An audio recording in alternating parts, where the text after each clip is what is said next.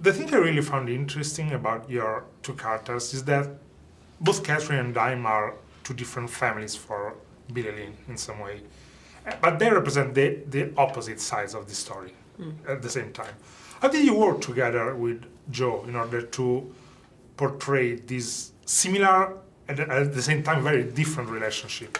You know, this is Joe's first film, and I look back to kind of how I was on my first film, and you're sort of, you know, you don't know about the technicalities, you don't know about a lot of things that go on, and so it's very easy for me to, you know, treat him like a younger brother, and that's kind of how our relationship was and still is. Like, you know, I look to him as a younger brother, and I just tried to, you know, share as much as I could and try and warn him that, you know, not everyone's like this.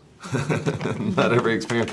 Because I had people, you know, say that to me. Like, when I was working on Troy, they're like, man, not every film's like this. And you're like, what do you mean? Not every film's like $200 million and like takes you all over the world. Right.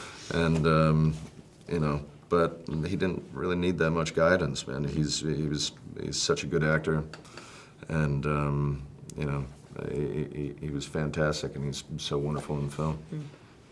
I play Billy's older sister, and I think she's equal parts protective and inspired by her brother. I think she's in absolute awe of him, and he's a really wonderful guy. Like he's really present, and he's really honest, and he's absolutely earnest and wide-eyed, and acknowledges that he kind of like doesn't know what's going on. But we didn't really know what was going on. This new technology is not something that anyone's well versed in. Some of the best performances I've ever seen are from people that are not actors, or you know, first-time directors. I've had some of the greatest exchanges with.